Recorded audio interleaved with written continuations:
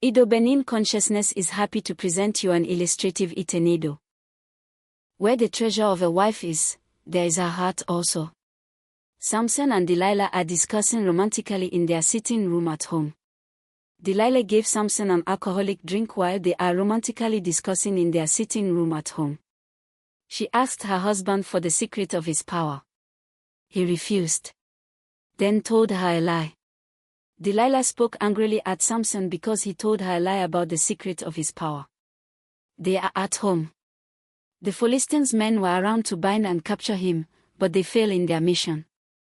With anger in her voice and countenance, Delilah pointed her fingers at him and scolded Samson as she expressed her disappointment to Samson because he told her a lie about the secret of his power.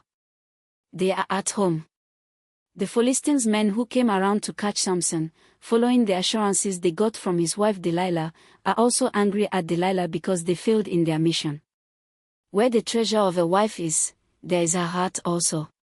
Philistine men warned Delilah that she should help them to demobilize and capture her husband Samson. They reminded her of her family conditions, her treasure, back home in the land of the Philistines. They warned her of the dire consequences that will happen to her family back home, her treasure, if she failed to help them in their mission to capture Samson, her husband.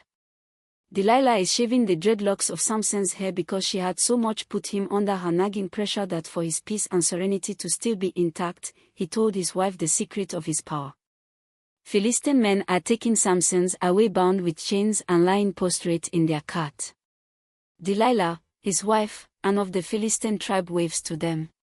Philistine men showered Delilah with gifts, flowers, and praises, when she returned back to her own tribe, her treasured land, in Philistine.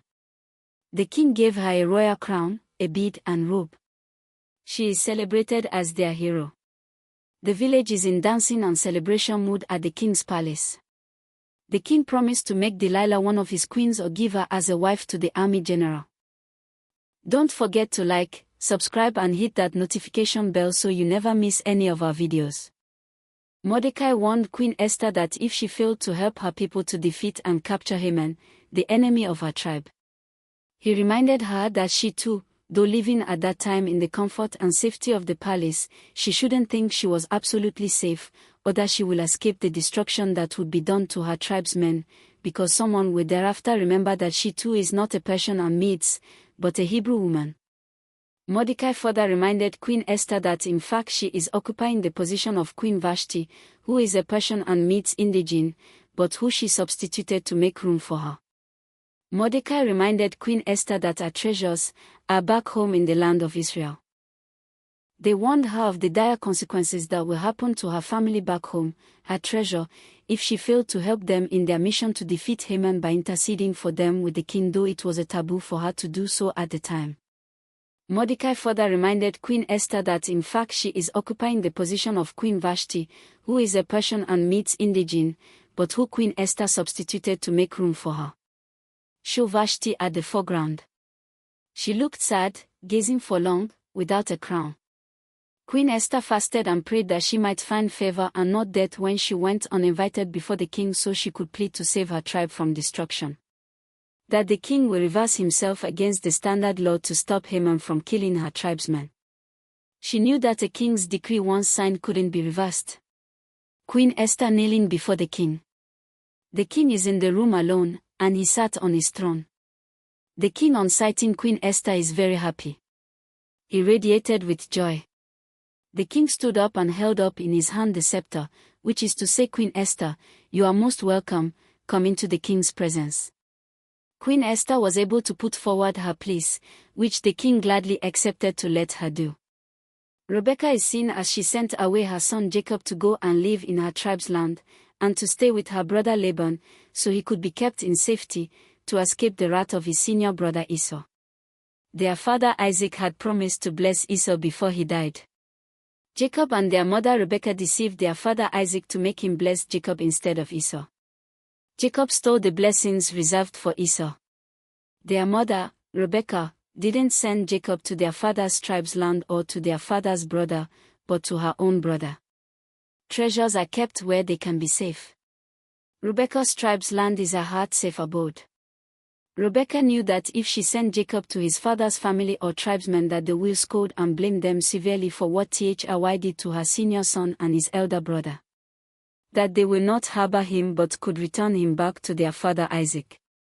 They can even have told their father Isaac, "Your son Jacob is here." A Nigerian mother is seen returning with her children to live in her own tribe's land with her kinsmen because there are troubles, some bordering on her survival and that of her children in the land of her husbands. She suspected that her in-laws won't be kind to her or love her more than their own son. These challenges may include loss of her husband, multiple loss of some of her children, separation or divorce, or when there is a war period.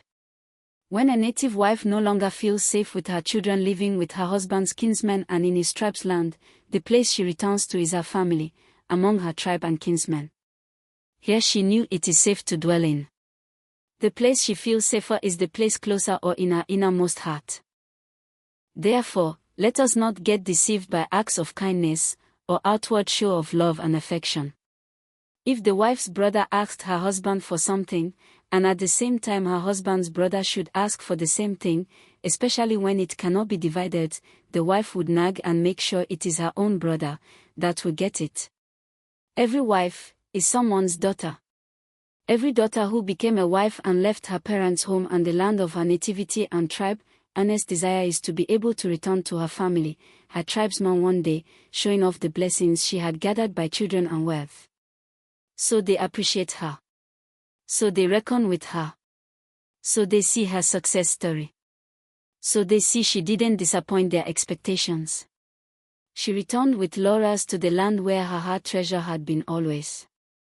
She doesn't do the same to her husband's family, kinsmen or tribe. The reasons are obvious, the former applauses, the later queries. A wife and mother teaching her children her tribe's language over and above that of her husband's their father.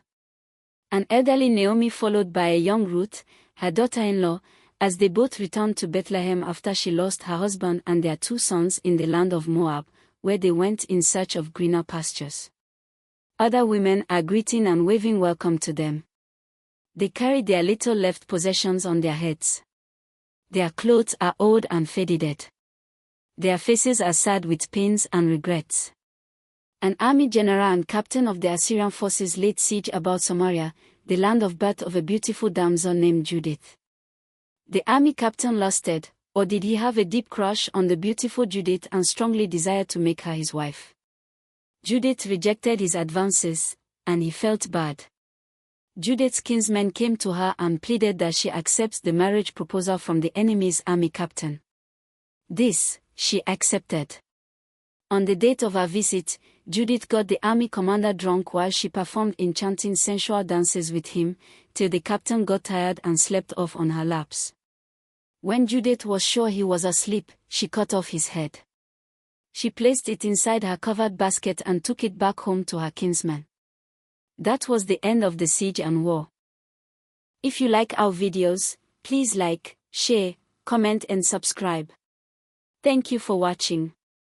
God Almighty be praised.